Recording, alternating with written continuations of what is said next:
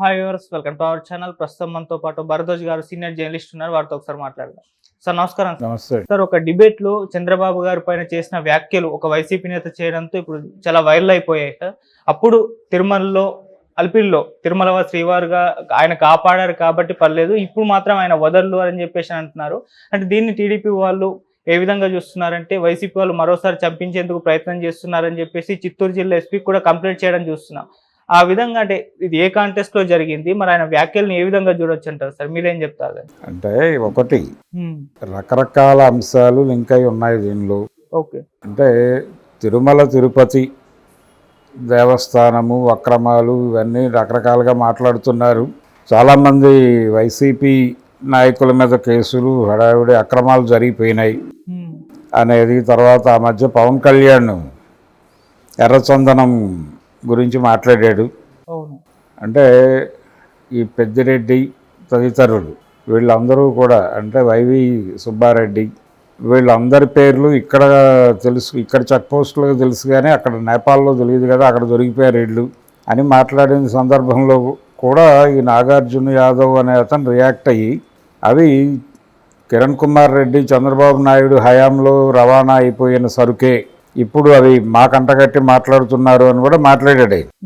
ఈ క్రమంలో వైసీపీ టీడీపీల మధ్య కొంచెం యుద్ధ వాతావరణం నెలకొన్న మాట వాస్తవం.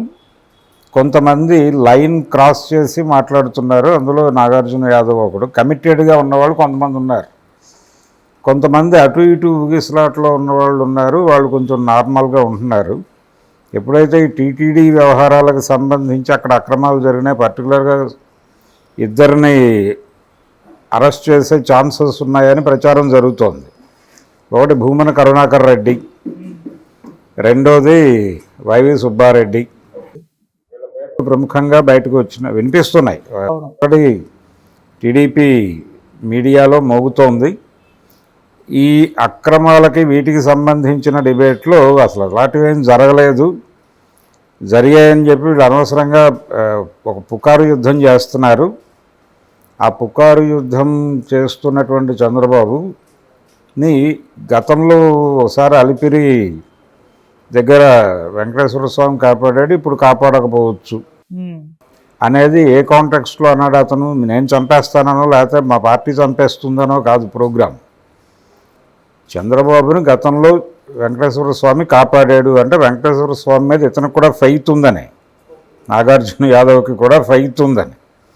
అయితే ఇప్పుడు మాట్లాడుతున్నది తప్పు, ఇలాంటి తప్పులు మాట్లాడుతున్నాడు. టీటీడీ వ్యవహారాల్లో వైసీపీ వ్యవహార శైలి బాగానే ఉంది, కానీ లేనిపోనివి అంటగట్టి వీళ్ళని అరెస్ట్ చేసి జైల్లో వేయాలనే ప్రయత్నం జరుగుతోంది.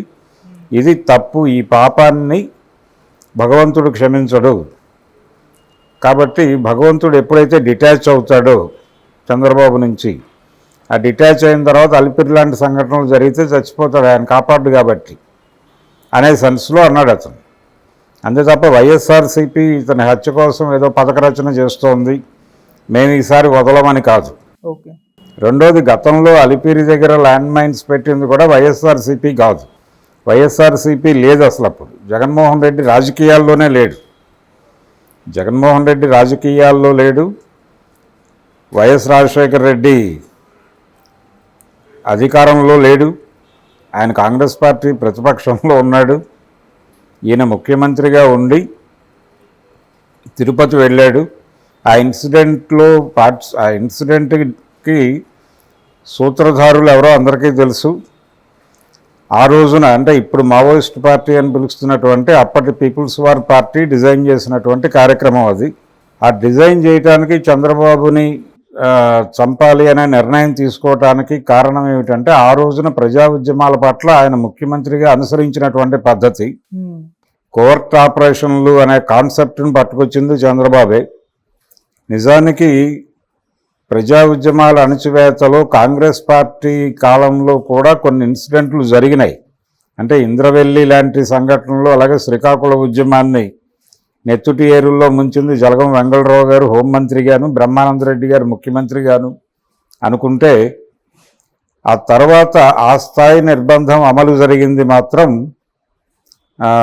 తెలుగుదేశం హయాంలోనే, అది రామారావు గారి హయాంలోనూ జరిగింది, చంద్రబాబు హయాంలో జరిగింది.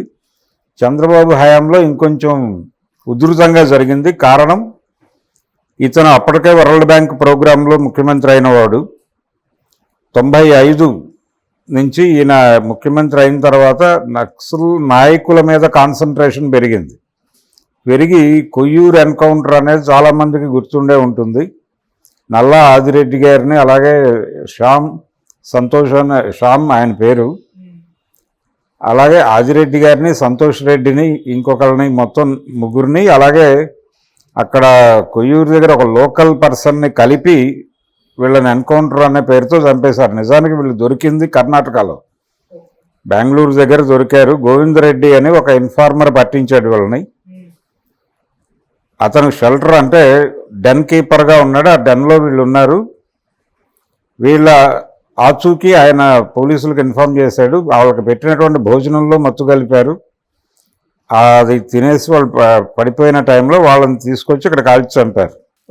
కొయ్యూరులో చంపేసి, ఇది ఎన్కౌంటరు, వాళ్ళు మా మీద దాడి చేయబోతే మేము ఆత్మరక్షణార్థం జరిపినటువంటి దాడుల్లో వాళ్ళు చనిపోయారని చెప్పి ప్రకటించారు.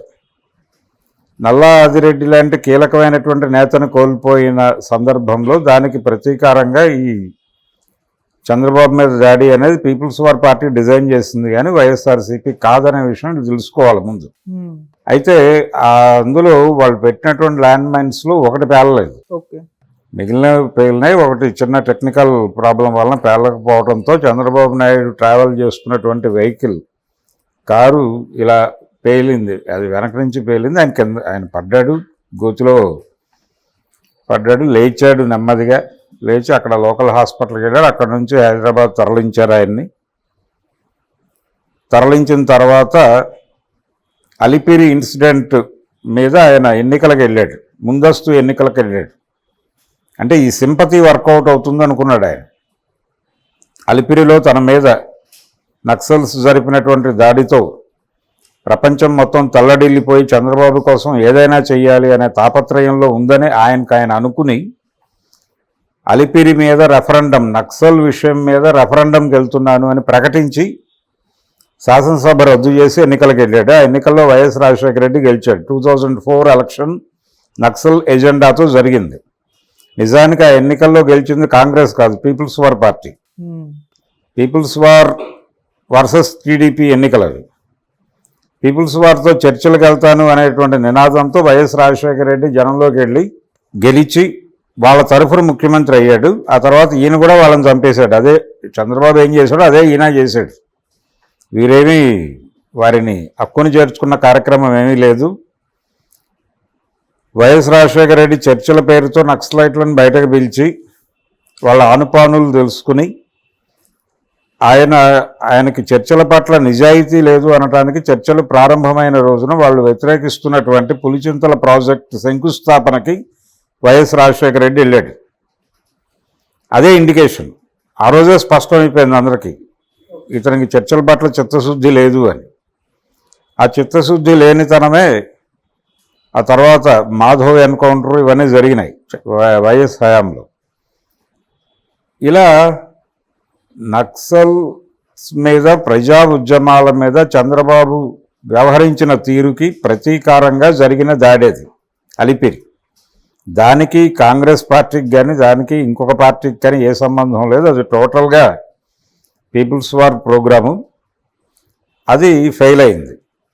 అయితే ఇప్పుడు ఊరికనే దాన్ని కోట్ చేశాడు తప్ప ఇతను ఇప్పుడేదో దీన్ని అడ్డం పెట్టుకొని, అతను అన్న మాట అడ్డం పెట్టుకొని ఆ రోజున దాడి చేయాలని ట్రై చేశారు, ఆ రోజున మిస్ అయింది, ఇప్పుడు సక్సెస్ అవుతామని ఇతను అన్నట్టుగా దాన్ని మార్చి వెళ్ళి చిత్తూరు జిల్లా ఎస్పీకి వీళ్ళు మెమొరాండం ఇచ్చొచ్చారు కదా టీడీపీ నాయకులు.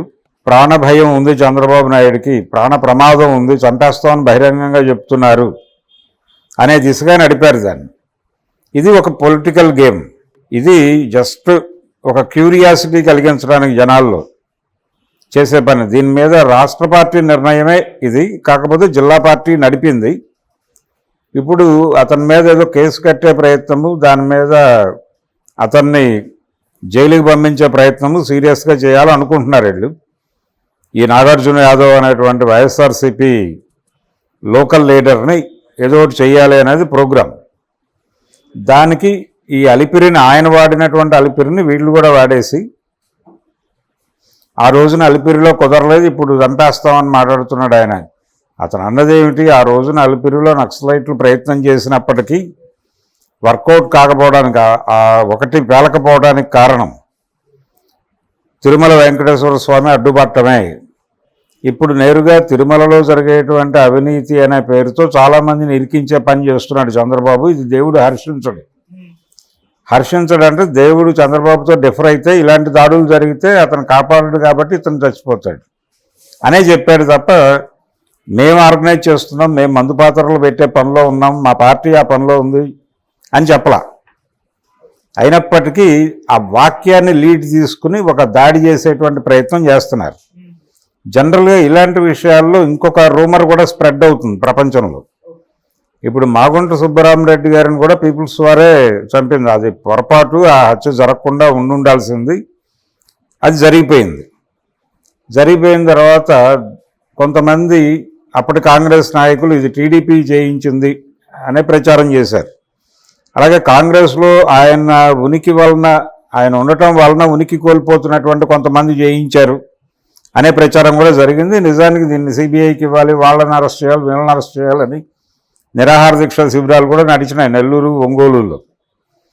అలాగే చంద్రబాబు మీద దాడి జరిగినప్పుడు కూడా అలాంటి ప్రచారమే జరిగింది. ఎవరో చేయించారు, కాంగ్రెస్ పార్టీ చేయించింది, మరొకళ్ళు చేయించారు, వాళ్ళు డబ్బులు ఇచ్చి చేయించారు అని రకరకాల మాటలన్నీ మాట్లాడారు చాలామంది. ఇవన్నీ ఊరికనే అప్పటికప్పుడు ఎవరో ఒకళ్ళ మీద, ఈ బురద ఎవరో ఒకటి మీద వెయ్యాలి అనే ప్రోగ్రాంలో భాగంగా జరిగేవి.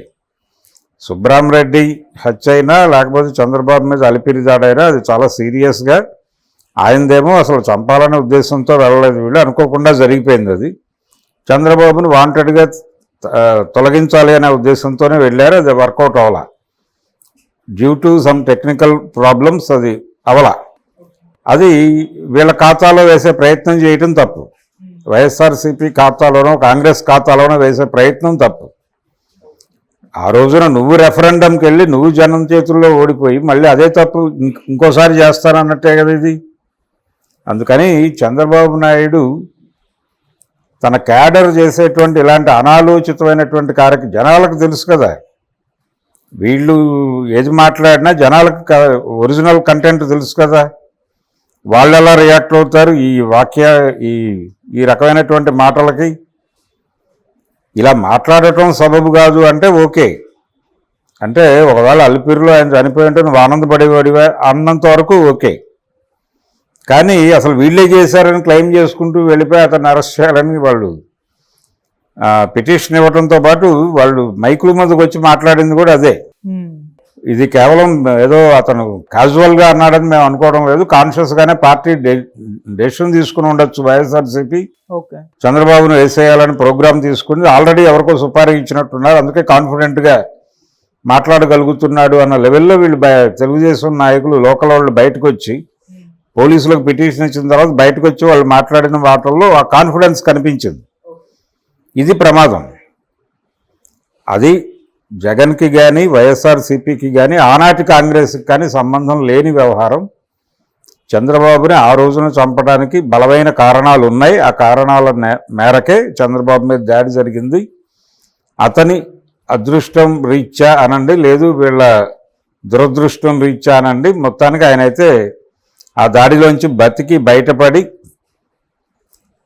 ఆ తర్వాత మళ్ళీ ఎలక్ట్ అయ్యి ముఖ్యమంత్రి అయ్యి, అలాగే విడిపోయినటువంటి రాష్ట్రానికి కూడా రెండోసారి ముఖ్యమంత్రి అయ్యి ఆయన కథ అలా నడుస్తోంది ఇప్పటికీ. అలిపిరి ఇన్సిడెంట్ మీద జనాలు రియాక్షన్ ఏమిటి అనేది 2004 రిజల్ట్స్ తెలుస్తుంది మనకు. జనం సానుభూతి లేదు చంద్రబాబు పట్ల మాకని స్పష్టంగా చెప్పారు. నిజానికి ఆ రోజున అలిపిరి విషయంలో ఎలాగైతే చంద్రబాబు సింపతి ఉంటుందని ఆశించి వెళ్ళి భంగపడ్డాడు, అలాగే మొన్న ఎన్నికల్లో జైలుకు వెళ్ళొచ్చాను అనే సింపతి విషయంలో కూడా అలాగే భంగపడతాడు అని వ్యాఖ్యానించిన వాళ్ళు ఉన్నారు. కానీ లక్కీగా ఇతను గెలిచాడు ఈసారి విచిత్రంగా. గెలవడం ద్వారా తన పాత ఇమేజ్ని కొంచెం వరకు మార్చుకోగలిగాడు. ఇప్పుడు మార్చుకునే ప్రయత్నంలో ఉన్నాడు ఆయన. ఇది చంద్రబాబుకు సంబంధించిన వ్యవహారం. ఓకే. ఇలాంటి దాడులు చేయటం మానేసి చరిత్ర జనాలకు చెప్తే సరిపోతుంది. అంతకుమించి కేసులు గీసులు అక్కర్లేదు దీనికి. కేసులు ఎందుకు పెడుతున్నారంటే ఏదో మైలేజ్ వస్తుందనే తాపత్రయంతో పెడుతున్నారు. జనాలకి స్పష్టంగా తెలుసు ఆయన చెప్పిన మాటలకి రెచ్చిపోయావు, వీళ్ళు చెప్తున్న మాటలకి కసి పెంచుకునో ఆ కండిషన్లో జనం లేరు. వాళ్ళ జ్ఞానం వారికి ఉంది సంపూర్ణంగా.